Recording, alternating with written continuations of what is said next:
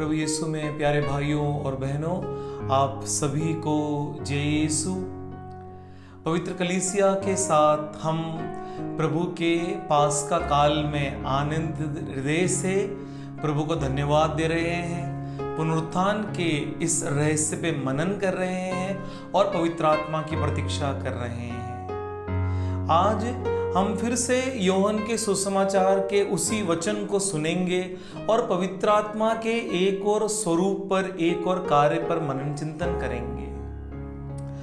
उत्पत्ति ग्रंथ अध्याय 2 और वचन 18 वचन कहता है कि ईश्वर ने कहा, अकेला रहना मनुष्य के लिए उपयुक्त नहीं है, हम उसके लिए एक उपयुक्त साथी बनाएं। ईश्वर नहीं चाहता है कि मनुष्य अकेला रहे और इसलिए उत्पत्ति ग्रंथ में आदम को अकेला देखकर ईश्वर ने कहा कि इसका अकेला रहना उपयुक्त नहीं है।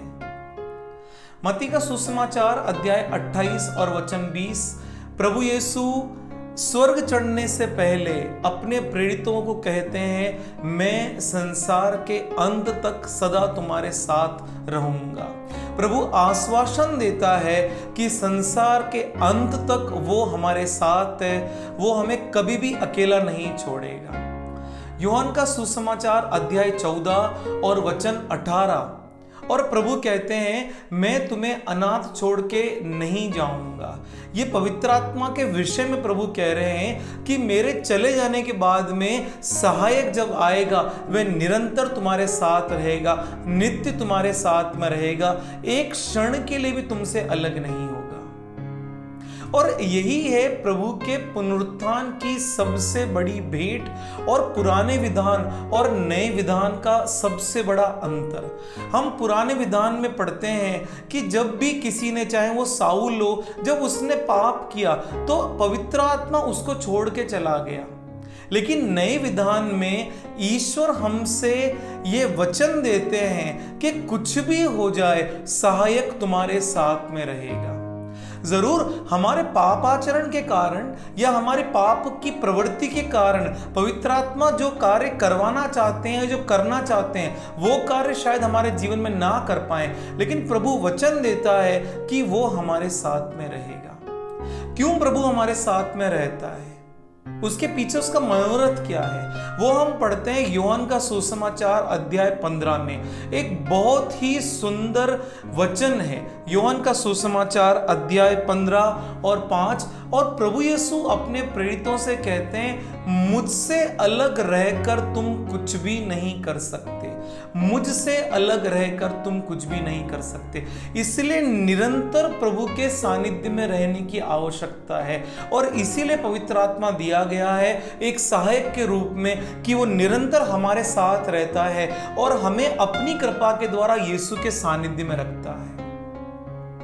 इसी पे आज हम मनन चिंतन करना चाहते हैं कि पवित्र आत्मा का सहायक के रूप में एक और मुख्य कार्य है हमें प्रभु यीशु के साथ में संयुक्त करना।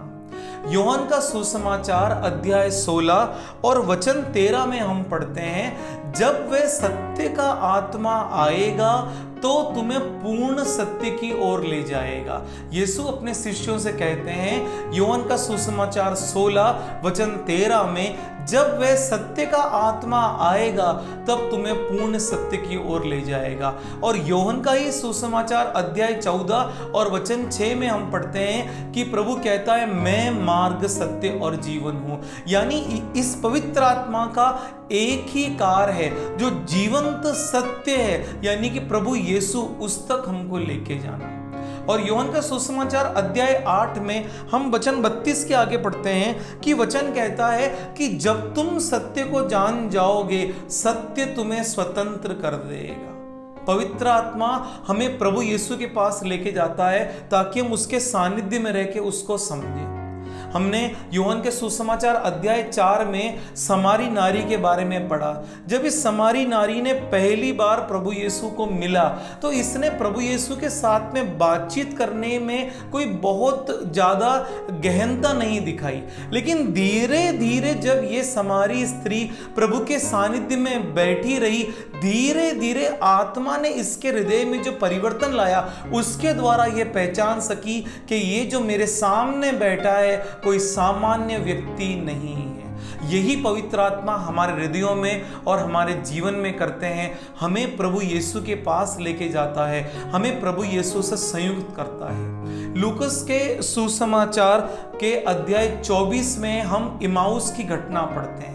ये दो शिष्य हैं, जब प्रभु यीशु की मृत्यु क्रूस पर हो गई और उनके शरीर को कब्र में रख दिया गया, तो ये दो शरीर काफी दुखी मन से वापस अपने गांव इमाउस लौट रहे हैं। और तब इन्हें रास्ते में प्रभु यीशु मिलते हैं। प्रभु यीशु इन्हें धर्म ग्रंथ का मर्म समझाते हैं और अपने बारे में नबियों ने जो कुछ कहा है उसे समझाते हैं। और जब ये अपने गांव पहुंचते हैं और प्रभु से निवेदन करते हैं कि प्रभु आज हमारे साथ में रह जाइए, तो रोटी तोड़ने के समय इन शिष्यों की आंखें खुलती हैं और तब ये प्रभु को पहचान पाते हैं। और एक बहुत ही सुंदर वचन ये शिष्य कहते हैं कि जब वो हमसे बात कर रहे थे, हमारे हृदय अग्नि से उद्दीप्त हो रहे थे।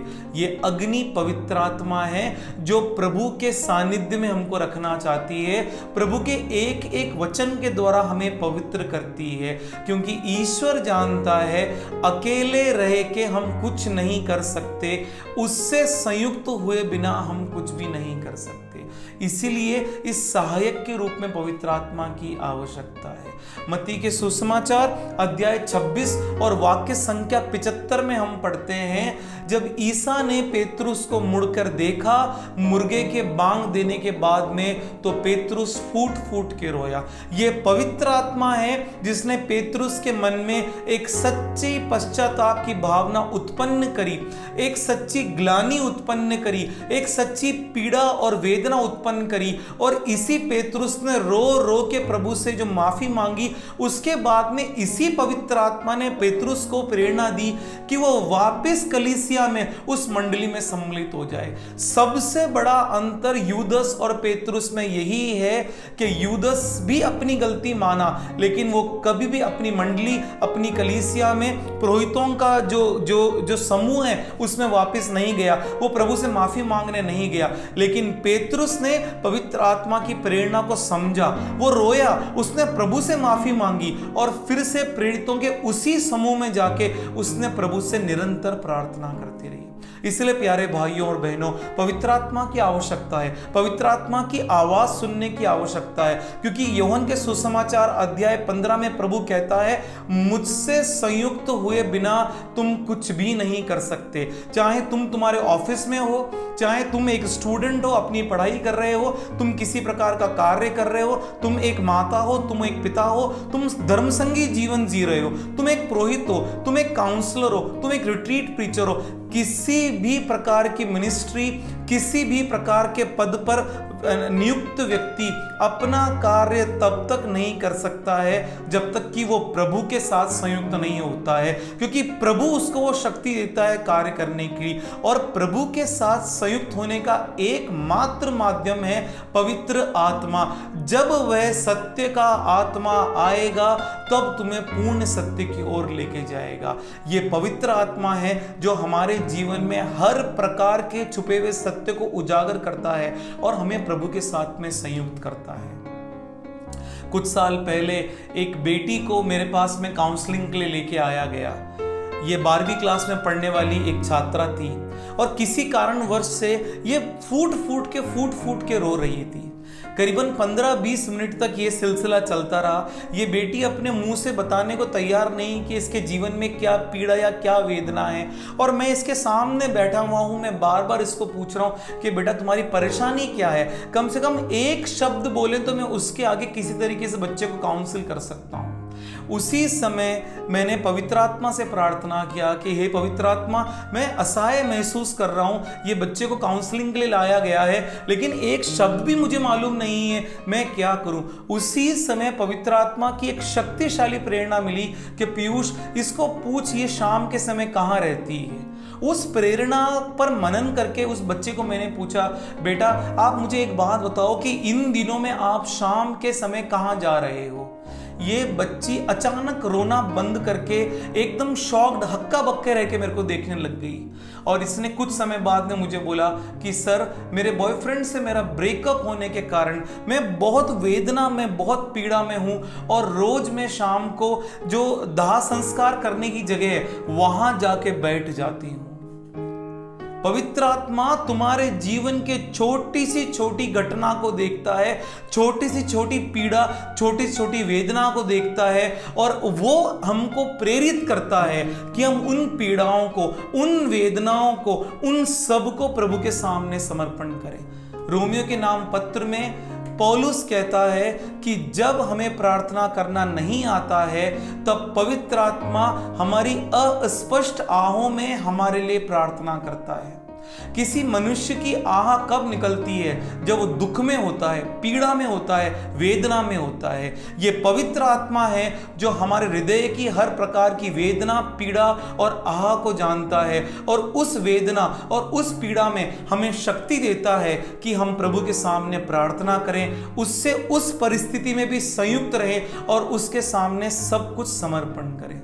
इसलिए प्यारे भाइयों और बहनों, फिर से वही वचन यूहन्ना का सुसमाचार अध्याय 14, 15 और 16, यीशु ने कहा, यदि तुम मुझे प्यार करोगे और मेरी आज्ञाओं पे चलोगे तो मैं पिता से प्रार्थना करूंगा और वह तुम्हें एक सहायक भेजेगा जो सदा तुम्हारे साथ रहेगा। हमें एक सहायक दिया गया है जो निरंतर हमारे साथ रहता है। हमारे उठने, हमारे बैठने, हमारे सोने, हम कोई भी कार्य करें, पवित्र आत्मा मेरे साथ में रहता है। इसलिए पवित्र आत्मा से प्रार्थना करो, हे जीवंत आत्मा, मुझे आपकी उपस्थिति का अनुभव करवाइए। मैं सिर्फ आपको शक्ति के रूप में देखना नहीं चाहता हूँ, एक जीवंत व्यक्ति के रूप में मैं आपको अनुभव करना चाहता हूँ। ये प्रार्थना आज से लेकर पेंतेकोस्त के दिन तक रोज हर क्षण करते रहो कि मैं एक जीवंत व्यक्ति के रूप में आपका अनुभव करना चाहता हूं, और ईश्वर अपनी कृपा में आपको यह अनुभव प्रदान करेंगे। प्रभु यीशु में प्यारे भाइयों और बहनों,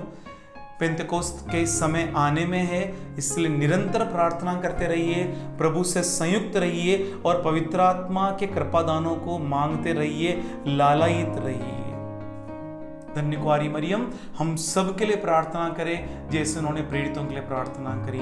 आप सबों को प्रभु का विशेष अभिषेक और आशीर्वाद पिता, पुत्र और पवित्र आत्मा के नाम पर आमीन। जय यीशु।